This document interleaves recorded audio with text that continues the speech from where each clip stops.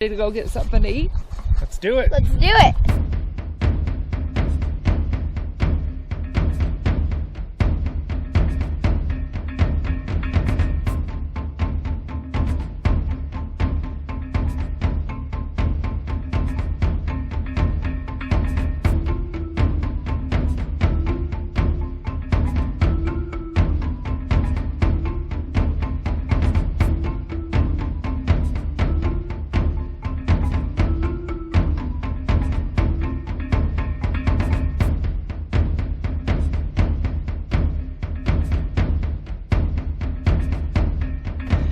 Let's eat!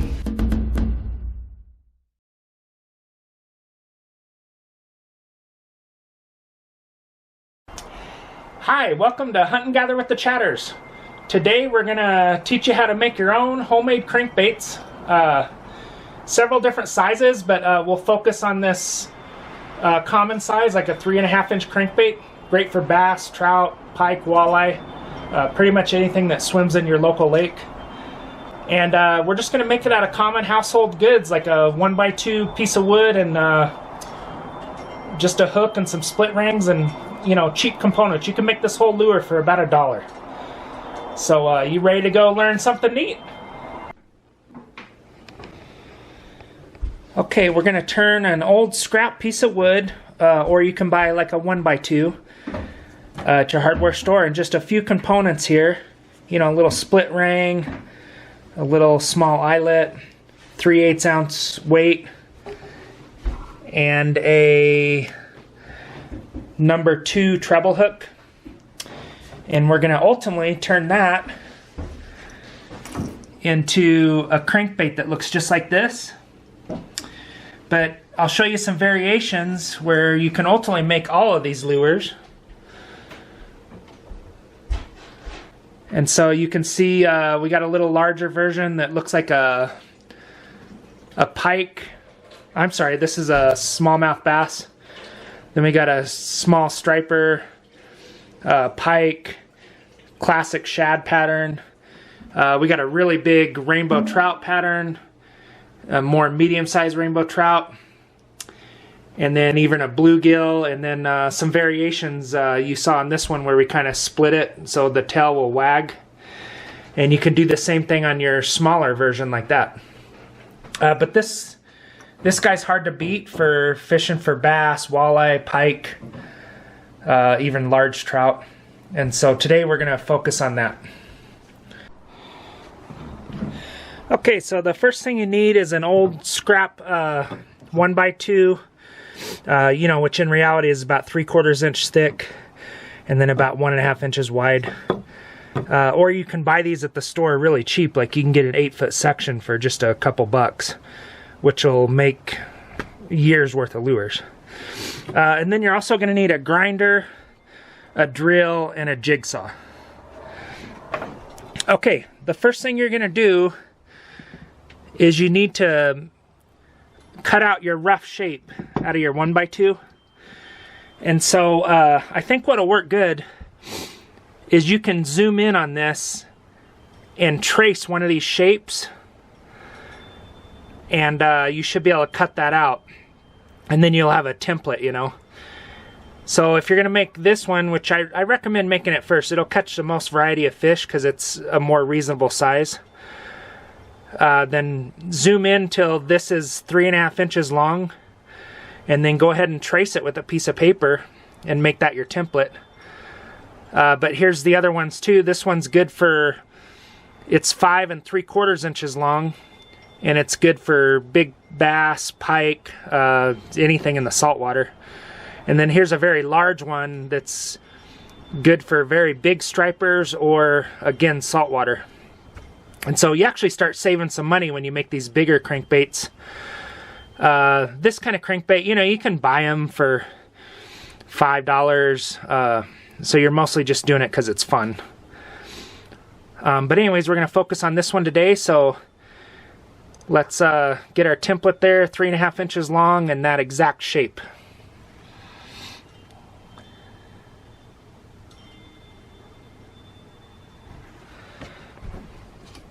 Okay, next we're just gonna You'll have a paper template. I'm going to go ahead and use my master here.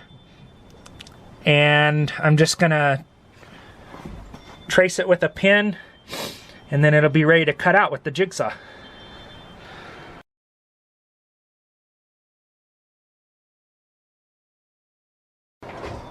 Okay, so I'm ready to cut out my shape there with the jigsaw, the rough shape.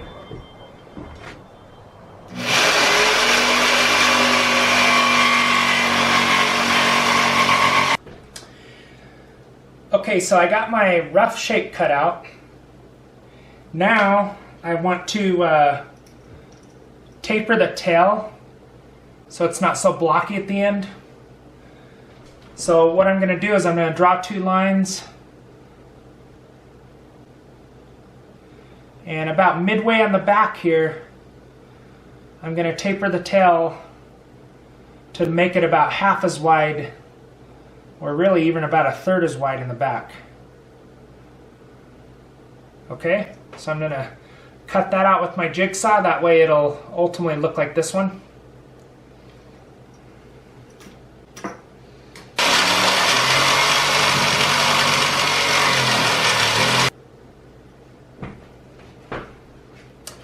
Okay, I got my tail tapered, and now I'm gonna take my grinder and I'm gonna scoop out the nose here so that it looks scooped out like that.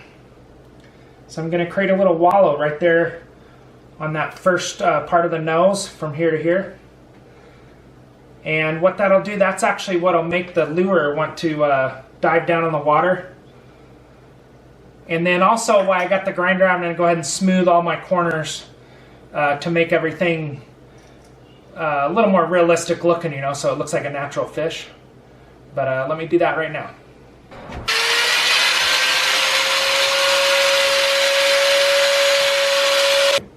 Okay, I got everything. I got my scooped out there. You can see with the grinder. So that's going to make that guy dive down. And then I got all my corners just slightly rounded all the way around, and you can even at this point kind of sand it a little bit as well. But now I got to install my weight, and so I want the weight. I already drilled the hole, unfortunately. But what you're going to want to do is make a mark midway on your lip here, right in the middle. Make a little mark there, and you're going to want to drill your little hole. And so what I did is I took this weight and I smashed it down the eyelet a little bit so it's kind of elongated there. And then I found a drill bit that'll just barely let that eyelet pass through.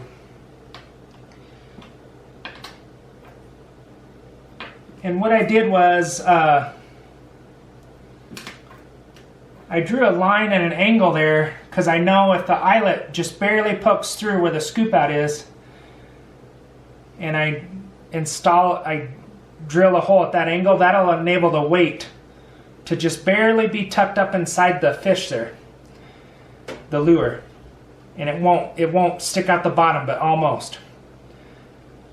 And so then what I did is I drilled a hole at that angle with the little drill bit.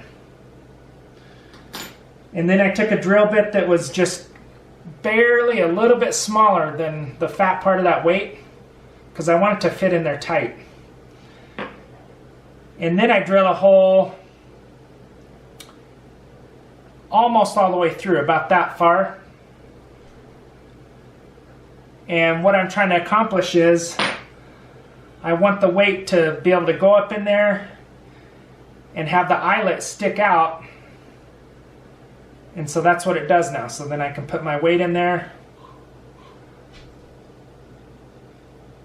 And you can tell I accidentally drilled all the way through with the big drill bit. Not the end of the world. I'm going to push my weight until it's flush, until the eyelet is poking through, just like that. And then whether you drill all the way through or not, you know, it's not the end of the world. I'm going to use epoxy putty and use it to fill in the hole there. and then also use it to make that flush again on the backside. If you don't have epoxy putty, although it's well worth getting, it's like $6 for a stick and it'll make hundreds of lures. You know, painter's caulk would also be good enough. But I'll epoxy that all up, and then it'll be ready for maybe just a final sand and then painting. One final thing I'm going to do before I paint it though is I'm going to take a little tiny pilot hole drill, and what I'm trying to do is I'm trying to make it where my eyelet can be screwed into the end of the lure. And you know, you can find these at any hardware store. They're usually like 100 of them is like $5. So they're about a nickel a piece. But I'm just going to drill a pilot hole just in there, maybe a 1/4 inch. And then that, and I've already drilled that. But that enables me to attach my little eyelet. And it enables it to go in the first little part without splitting the wood. But then later on, it'll actually really grip. And ultimately, I want that eyelet to be facing up and down, if you're looking at it like that. And then it's a good idea to put some super glue there around the hole to just really cement that eyelet in there so it doesn't try to unscrew on you, and so that it really holds good if you were to get a big fish. Okay, so now we're ready for painting.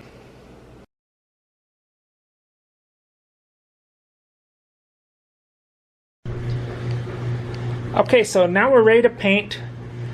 There's lots of schemes you can do, but I think the most effective one in most lakes you're going to fish is just classic shad pattern. So you're going to have just a chrome spray paint base, and then you're going to paint on your black back and your black dot, and then of course you got your little yellow and black eye and maybe a little bit of red around the gills, and then your bottom is you know, kind of a slightly off white, like a creamy white, with maybe a little bit of fleck, you know, just to make it look more realistic. And pretty much any fish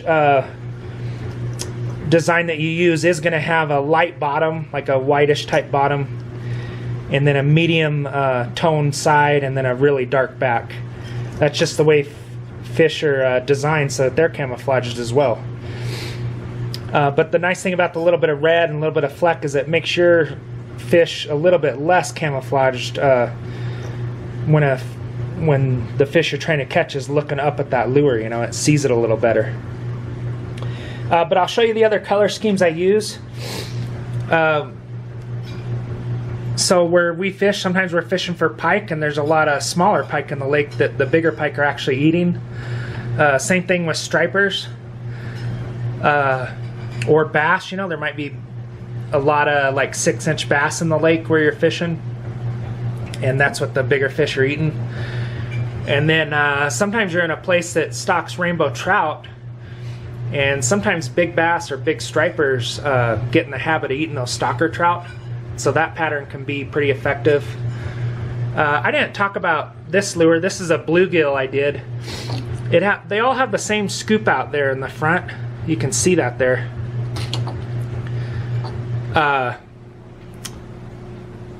But you know, you could trace that shape or just imagine the shape of a bluegill. And then again, you can give your lure, you can cut a little V after you get done with the shape there and attach it with 2 eyelets. And that'll give it that wagon formation, you know. And so to get that wagon formation, I put a little tail on it there as well. And then you'll notice on my lures, I'm on the smaller ones like this, the 3.5 inch, I'm just doing 1 hook in the back. And the reason being is I think it looks a little more realistic. I think it rides in the water better. Plus the hook is one of the most expensive components. So you save money. And in reality, the fish is getting hooked by that back hook.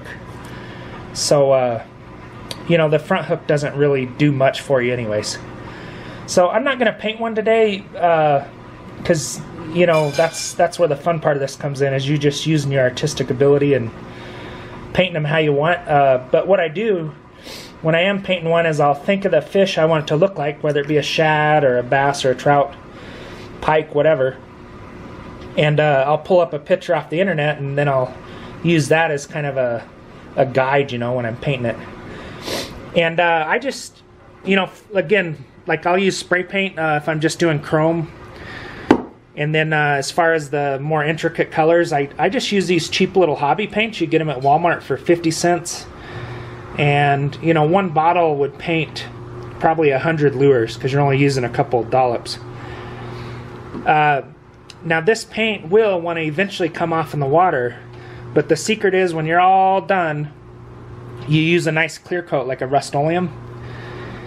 And something I'll do too, you can kind of see it in these lures, is there's some sparkle there. And so what I do after I get my paint job done, before I do the clear coat, is I'll spray clear coat on it, and then while it's still wet, immediately I'll sprinkle a little glitter on there, like a silver glitter or gold glitter. You know, I use gold on the pike one. And I really think that enhances your catch rate, is that glitter as your bait's moving through the water. Attracts a lot of sunlight and the fish notice it, you know, and it makes it look like fish scales off of a real bait fish. But then after that, I'll use several more coats of the clear coat. You want to give it several coats of this because that's what's ultimately going to protect your paint design. And then the only other thing I'm going to say is, you know, after you get it all painted, make sure you put your eyelet on there, or your split ring rather, on your hook. And again, I'm using a number 2 Eagle Claw treble hook for this size for the 3.5 inch crankbait. But on the bigger crankbaits, you'd want to use a bigger hook. And then these little hangers are nice. When you're painting them, you can hook it through the eyelet, and you know, you're not spray painting your fingers and stuff as well. The only other bit of advice though is always make sure you use a swivel when you're fishing these.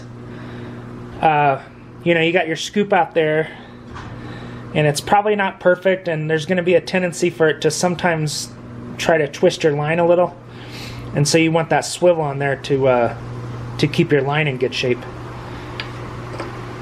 And so hopefully you enjoyed this, and I encourage you to do it and get out there and catch some fish. It's really fun. And thanks for watching Hunt and Gather with the Chatters. We'll see you next time when we go get something to eat. And please subscribe, it's free.